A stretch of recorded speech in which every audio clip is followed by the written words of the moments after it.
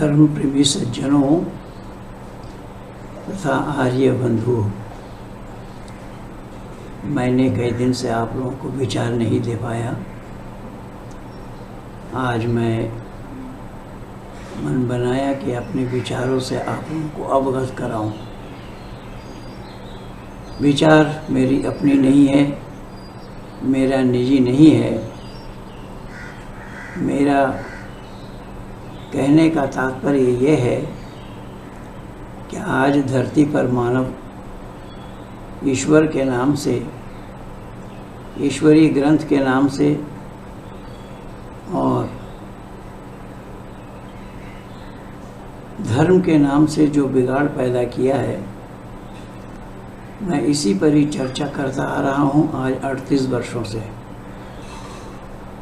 और सही और गलत क्या है, किसी का विरोध करना मेरा मकसद और उद्देश्य नहीं है, किसी के खिलाफ बोलना मेरा मकसद और उद्देश्य नहीं है, लेकिन यथार्थ बातों को जनता जनार्दनों तक पहुंचा देना ही मेरा असली मकसद है। और ये कर्तव्य भी है। ये कर्तव्य मेरे लिए ही नहीं अपितु मानव मात्र के लिए यही कर्तव्य है। जैसा कि ऋषि दयानंद ने बतलाया है कि सत्य को ग्रहण करने और असत को छोड़ने में सर्वदा उद्यत रहना चाहिए मानव मात्र को। और ऋषि ने साफ शब्दों में ये भी बताया है कि अलग कोई मत या पंथ चलाने का लेश मात्र भी अभिप्राय मुझ में नहीं है। मैं केवल सत्य का प्रतिपादन करना चाहता हूँ। किसी का दिल दुखाना मेरा उद्देश्य नहीं है। मैं सत्य को ही उजागर करना चाहता हूँ। वो सत्य ब्रह्मा से लेकर के जैमिनी पर्यंत तक ऋषि मुनियों के जो विचार हैं, जो उद्गार हैं, उसी का ही प्रतिपादन करना मैं अभिष्ट समझता हूँ। ये महान ऋषि की आत्मा महान बातों को जनमानस में रखा है और मानव मात्र को चाहिए सत असत को जाने, सत्य का धारण करे और असत को छोड़े। क्योंकि सत्य सनातन वैदिक धर्म की शुरुआत में ही पहला शब्द आया अहिंसा, हिंसा न करना, और दूसरा शब्द ही है सत्य। सत्य को जिसने नहीं अपनाया, सत्य को जिसने नहीं जाना, सत्य पर आचरण जिसने नहीं की, वो मानव कहलाने के हकदार और अधिकारी नहीं होंगे। इसीलिए सत्य के साथ ऋषि मुनियों ने हम मानव समाज को जोड़ा है। यह सत्य सनातन वैदिक धर्म का मूल उद्देश्य यही है कि सत्य के साथ मानव समाज का लगाव हो, सत्य के साथ मानव समाज जुड़े, सत्य को उजागर करे, सत्य पर आचरण करे और असत को त्याग दे, असत से दूर हटे, असत को अपने पास आने न दे। यहाँ केवल विचार सत्य और असत का है। तो सत्य और असत के विचार को मैं आज इतने दिनों से आप लोगों को दिखाता आ रहा हूँ। तो सही अर्थों में जो मजहबी ग्रंथ है, जिन मजहबी ग्रंथों को लोग, किसी ने कुरान के नाम से जाना, किसी ने बाइबल के नाम से जाना, किसी ने गुरु ग्रंथ के नाम से जाना, किसी ने त्रिपिटक जिंदा विस्ता के नाम से जाना, किसी ने कुछ नाम से जाना, इस आधा यानी जितने भी मत और मज़हब हैं, उन सब मज़हब वालों की पुस्तक है और उन पुस्तकों को ही वो ईश्वरीय ज्ञान मान रहे हैं। विशेष करके मैं चर्चा करूँगा यहाँ कुरान और बाइबल का। कुरान और बाइबल को विशेष करके ईश्वरीय ज्ञान मान रहे हैं ईसाई और मुसलमान। सही अर्थों में ईश्वरीय ज्ञान होने की जो कसौटी है, वो कसौटी कुरान और बाइबल में पाया जाना संभव है क्या, या संभव है या नहीं, इस पर किसी ने ख्याल नहीं किया, ध्यान नहीं दिया। तो कुरान से मैं आप लोगों को बता रहा हूँ कि कुरान तो महज अल्लाह का खुद फरमान है कि नहनु नकुस्सु अलैका अहसनल क़ससी बिमा औहैना इलैका हाज़ल क़ुरआन व इन कुन्त मिन क़ब्लिही लमिनल गाफ़िलीन।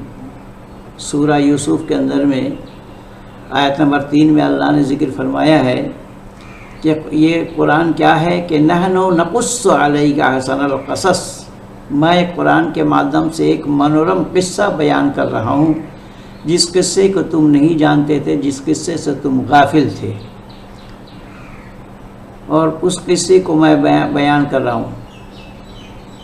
बिमा वहयना इलैका हाज़ल कुरान, और कुरान के माध्यम से, कुरान के ज़रिए से वो किस्सा मैं सुना रहा हूँ, और वो किस्सा है यूसुफ़ का। तो यूसुफ़ का किस्सा मैं यहाँ नहीं बोल रहा हूँ। यूसुफ़ का किस्सा क्या है वो मैं बहुत बार बोल रखा हूँ, बहुत जगह बोल रखा हूँ। 111 आयतों को भी मैं लिख करके आप लोगों को दिया हूँ कि सूरह यूसुफ़ में क्या है। आज मैं आप लोगों को सुनाने जाऊँगा उन्हीं किस्सों में से हज़रत मूसा वाला किस्सा, जबकि एक जगह नहीं, मूसा की चर्चा बहुत जगह अल्लाह ने की है। और मूसा और फ़िरौन की जादूगरी की किस्सा सूरह आराफ में है, सूरह ताहा में है, सूरह शोरा में है, सूरह यूनुस में भी है। और इस प्रकार अल्लाह ने मूसा को जादू सिखाया, जादू दिखाया, जादू दिखाने के लिए कहा। और मूसा पला फ़िरौन के पास, वहाँ फ़िरौन ने ये ऐलान कर दिया था कि कोई बच्चा पैदा ना हो। किसी ने बोल दिया कि तुम्हारा दुश्मन बनेगा जो बच्चा पैदा आया होगा, जो बच्चा जन्म लेगा वो तुम्हारा दुश्मन बनेगा, ये ऐलान कर दिया था। अब यहाँ कहावत है किस्सा में कि फ़िरौन का दरबारी नौकर था मूसा के पिता, और मूसा की माँ इनसे मिलने के लिए आई और वो मिले बाहर जा कर के, उससे मूसा पैदा हुआ। तो मूसा पैदा हुआ, लेकिन मूसा की माँ ने सीनों में पत्थर रख करके अल्लाह के कहने पर अल्लाह ने कहा एक बक्सा बना। देखिए अल्लाह क्या है, और ये कुरानी किस्सा जो ईश्वरीय ज्ञान बता रहे हैं इसी कुरान में ही है। अल्लाह ने कहा एक बक्सा बना, उसमें दूध पिला करके छोड़ दे बच्चे को और नदी में बहा दे, जिसको नील नदी कहा जाता है। तो नदी में बहा दे, ऐसा ही किया। और अपनी बेटी को उसको निगरानी करने के लिए छोड़ा, लेकिन वहाँ तफसीर इब्न कसीर में लिखा है कि रस्सी को एक कोना मकान में बंधा हुआ था, लेकिन मकान में बांधते बांधते वो रस्सी छूट गई, हाथ से छूट गई, और वो बहता बहता चला गया बक्सा, और पीछे पीछे मूसा की बहन वो निगरानी करते जा रहे थे। इधर फ़िरौन पति पत्नी दोनों नदी के किनारे सैर कर रहे थे। उन्होंने देखा बक्सा को बहते हुए, बक्सा को खींचा, अपने पास लाया, ऊपर उठाया नौकरों से, और उस बक्से को खोला तो उसमें मूसा बच्चा मिला, नवजात शिशु मिला। तो फ़िरौन की पत्नी कहने लगी कि इस बच्चे को तो बहुत अच्छा है, बच्चे को मैं पालती हूँ, इसको ले आए घर और पालने लगे। और जब ये है मूसा पला फ़िरौन के पास, और बड़ा होकर के उसी फ़िरौन के साथ मूसा ने जादू दिखाई, जादूगरों को इकट्ठा करके जादू दिखाया। अल्लाह ने कहा कि तुम्हारे हाथ में जो लाठी है, जो छड़ी है, उसको मारो ज़मीन पर, वो अज़दहा बन जाएगा। और वो अज़दहा बताया है कि वो जिसको अजगर कहते हैं, बोले 4 पाँव वाला। अब सांप का अजगर का पाँव होना संभव है या नहीं, ये तो कुरान वालों से पूछना पड़ेगा। यह किस्सा कुरान की है। अजगर बन गया, और वो मूसा की जो छड़ी की अजगर बन गया था, वो सारा जितने जादूगर थे और सब वो लोग भी सांप बनाए थे रस्सी से, सबको खा गया। तो इस तरीके से मूसा फ़िरौन को मात दिया। लेकिन फिर फ़िरौन को मात देने के बाद फ़िरौन ने कहा कि हम तुम्हारा हाथ पांव कटवा देंगे। तो किसी तरीके से फिर अल्लाह ने मूसा को बोला। देखिए अल्लाह का काम क्या है। और अल्लाह ने मूसा से बात भी की कोहे तूर पे, जिसको इसीलिए मूसा को कलीमुल्लाह कहा जाता है, अल्लाह से कलाम करने वाले।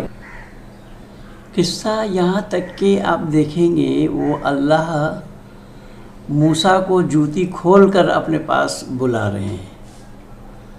अब ये ईश्वरीय ज्ञान का होना क्यों संभव है।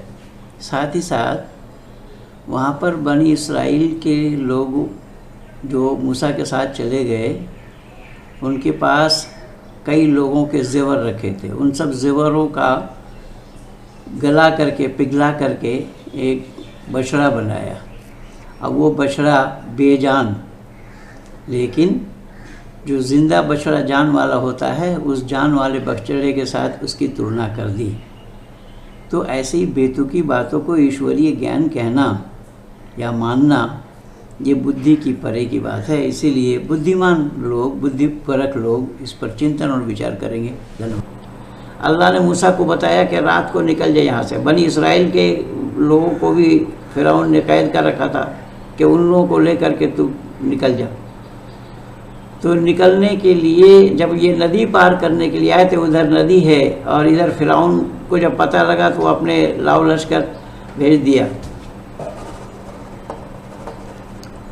वो अपने लाव लश्कर भेज दिया उस मूसा को पकड़ने के लिए।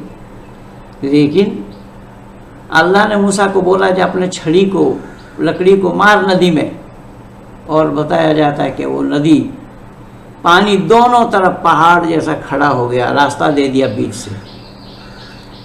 कुरान वालों से मैं पूछना चाहता हूँ, क्या ये किस्सा सच है या सच होना संभव है? किसी के छड़ी मारने पर नदी में, नदी का रास्ता निकल जाना नदी से, और पानी को दो तरफ ऊंचा कर देना। चलिए, तो मूसा अपने लोगों को लेकर के पार जाने लगे। इतने में फिरौन ने कहा कि जाओ, तुम लोग भी जाओ, पकड़ो। जब फिरौन के लश्कर उस नदी के बीच में पहुंचे तो अल्लाह ने नदी को बोला, बह जाओ। देखिए क्या किस्सा है ये। जो किस्सा कहानी की किताब जो बाज़ार में बिकते हैं, ऐसा ही किस्सा है इस कुरान में, और लोग इसको ईश्वरीय ज्ञान मान रहे हैं। तो उन लोगों को बहा दिया। लेकिन सवाल ये है कि मूसा अल्लाह का मानने वाला नहीं था। मूसा खुद कहता था कि मैं मालिक हूँ। तो मूसा से दुश्मनी थी, पर फिरौन के, यानी फिरौन से दुश्मनी थी।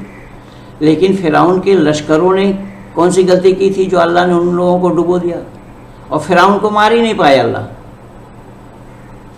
इस तरीके का किस्सा कुरान भरा पड़ा है। ये तो मैं एक किस्सा बता रहा हूँ। जैसा इसका नकल किया है, जैसा योगेश्वर कृष्ण के लिए कहा जाता है कि कंस उसको मारने के लिए जो बच्चा पैदा हो मार दिया जाएगा, ऐसा ही फिरौन ने किया था, जो बच्चा पैदा हो मार दिया जाएगा। ये मिलता जुलता सौदा है छेदी लाल और सौराखी लाल दोनों का। खैर, तो ऐसे ही इस तरीके से समानता दोनों में पा जाएंगे। ये किस्सा कहानी में समानता देख पाएंगे आप, गप हाँकने में समानता देख पाएंगे। लेकिन वेद में गप के लिए कोई गुंजाइश नहीं है, वैदिक मान्यता में गप के लिए कोई गुंजाइश नहीं है। लेकिन योगेश्वर कृष्ण की जहाँ तक बात है, वो तो सत्य के साथ जुड़ा हुआ है। भले ही ये हिंदू लोग योगेश्वर कृष्ण को ईश्वर माने या ईश्वर बना दे, वो बात अलग है। लेकिन ईश्वर का बनना संभव नहीं है। योगेश्वर कृष्ण 8वां नंबर के संतान के रूप में जन्म लिए थे माता पिता के घर में। इसीलिए योगेश्वर कृष्ण मानव थे, महामानव थे, योगी थे, योगीराज थे, इसमें कोई संदेह नहीं है। लेकिन मूसा के साथ इन सब बातों का घटना संभव नहीं है। पर मूसा तो अल्लाह की शर्त है, अल्लाह जो कह रहे हैं, अल्लाह मूसा को सब बता रहा है। तो ऐसे अल्लाह किसी एक के साथ अपने तरफदारी करे, पक्षपात का दोष नहीं लगेगा क्या? तो हो सकता है कि यह किस्सा कुरानी हो, कुरान में संभव हो, कुरान वालों का इसे माना जाना संभव हो, क्योंकि दिमाग में भेजा नाम की कोई चीज़ नहीं है, दिमाग नाम की कोई चीज़ नहीं है। दिमाग में ताला डालने के लिए बताया है, कुल्लु मा जाअ बिर रसूल मिन इंदिल्लाह। और यहाँ अल्लाह ने एक सूरह बकर में ये बताया है, वह अगरकना आल फिरऔन व अंतुम तंजुरून। ये सूरह बकर में अल्लाह ने जिक्र फरमाया कि हमने तुम्हारे देखते ही देखते फिरौनियों को पानी में डुबो दिया। देखिए अल्लाह का काम क्या है। सूरह बकर में अल्लाह ने क्या बताया कि वह अगरकना आल फिरऔन व अंतुम तंजुरून, कि हमने तुम्हारे देखते देखते फिरौनियों को डुबो दिया। अल्लाह का काम क्या है देखिएगा। ईश्वर का काम ये नहीं है और अल्लाह ने एक जगह डुबोया नहीं है, अल्लाह ने ऐसा अनेक जगह डुबोया है। संपूर्ण कुरान भरा पड़ा है कि अल्लाह के इन करतूतों से। वहाँ नूह के ज़माने में भी नूह के लोगों को इस तरीके से डुबोया, और लूत के ज़माने में भी इस तरीके से लोगों को तबाह और बर्बाद किया, ईसा के ज़माने में किया। और ये सब बताया जाता है ये सब मौजिज़ा है। पैगंबर या नबी लोग जो चमत्कार दिखाए उसका नाम मौजिज़ा बतलाया है, और इसको चमत्कार कहा जाता है मौजिज़ा को। ये चमत्कार किसी के लिए दिखाया जाना संभव है क्या? बाइबल में भी ऐसा ही किस्सा भरा पड़ा है। मूसा का किस्सा बाइबल में भी है, और ईसा का किस्सा भी बाइबल में है, हारून का किस्सा भी बाइबल में है, हारून का किस्सा भी कुरान में है। हारून मूसा का भाई था। खैर, तो इस तरीके से मैं आप लोगों से दो टुक में ये कहना चाहा कि ईश्वरीय ज्ञान क्या है, ईश्वरीय ज्ञान की कसौटी क्या है, उसको देखना पड़ेगा, जानना पड़ेगा, समझना पड़ेगा, तब पता लगेगा कि मानव समाज के लिए परमपिता परमात्मा ने जो ज्ञान दिया है, जिसके अनुसार मानव अपना जीवन का संचालन करे, अपना जीवन जिए और तदनुसार अपना जीवन को भी तैयार करे। क्योंकि मानव कहलाने के लिए अकल पर दखल देना, अकल से काम लेना, बुद्धिपरक बनना, बुद्धिपरक होना, ये मानव के लिए परम कर्तव्य है। लेकिन यहाँ अकल पर दखल देने के लिए मना किया है। कुल्लु मा जाआ बिहि रसूल मिन इंदिल्लाह बताया है हदीस में कि रसूल ने जो बतलाया अल्लाह की तरफ से बिना छानबीन किए हुए उसको मान लेना। कुरान में अल्लाह शुरू करते ही बता दिया है कि ज़ालिकल किताबु ला रैब फीह, कोई शक व शुबा की गुंजाइश नहीं इस किताब के अंदर। लेकिन शक है या नहीं है वो मैं आप लोगों के सामने रख रहा हूँ कि इसमें शक की गुंजाइश है या नहीं है। अल्लाह का काम क्या है देखिए ज़रा, ये अल्लाह का काम है। इस तरीके से लोगों को डुबो रहे हैं, किसी को कुछ बोल रहे हैं, किसी को कुछ बोल रहे हैं, और जबकि ये कुरान खुद कह रहा है इस बात को, वमा तशाऊन इल्ला यशाअल्लाहु रब्बुल आलमीन, कि मैं जिसको चाहता हूँ हिदायत देता हूँ, और तुम लोग चाह करके भी नहीं कर सकते जब तक मैं ना चाहूँ। तो मूसा के साथ फ़िरौन का जो झगड़ा था, जो लड़ाई थी, तो फ़िरौन के मन को अल्लाह फेर क्यों नहीं पाए? जब अल्लाह जो चाहते वही होता है। अल्लाह कहने के लिए है, करने के लिए नहीं है। अल्लाह कोई काम ऐसे करके नहीं दिखाया कि बेदीनों को दीन में परिवर्तन कर दे। अल्लाह यशा अल्लाहु लहदन नास जमीआ, कुरान खुद कह रहा है कि मैं अगर चाहूँ तो सब बेदीनों को एक दीन में मिला दूँ, हिदायत दे दूँ। वमा तशाऊन इल्ला यशाअल्लाहु रब्बुल आलमीन भी बताया, और एक दो जगह नहीं, ऐसे अनेक जगह बताया है अल्लाह ने। तो कहने का तात्पर्य मेरा यह है, ईश्वरीय ज्ञान की जो कसौटी है वो कुरान और बाइबल में पाया जाना संभव नहीं है। ईश्वरीय ज्ञान में किस्सा कहानी की गुंजाइश नहीं है, किसी का वंशावली नहीं है, किसी व्यक्ति विशेष के नाम की चर्चा नहीं है वेद में, और इस तरीके की किसी को डुबो देने की बात भी वेद में पाया जाना संभव नहीं है। इसलिए बंधुओं, हम लोगों को मानव बनने के लिए ये जानना पड़ेगा, ये जानना ज़रूरी है कि मानव होने के लिए परमपिता परमात्मा का दिया हुआ ज्ञान क्या है, उसको जाने, उसको समझें, उसको परखें, अपना जीवन को सफल बनाएं। इन्हीं शब्दों के साथ मैंने दो टुक में छोटी सी एक विचार आप लोगों के सामने प्रस्तुत किया हूँ। ये वीडियो अच्छी लगे औरों तक पहुँचाने के लिए लाइक कीजिए, शेयर कीजिए, सब्सक्राइब कीजिए और आइकन बेल दबाना न भूलना। इन्हीं शब्दों के साथ मैं हिंदपाल आर्य।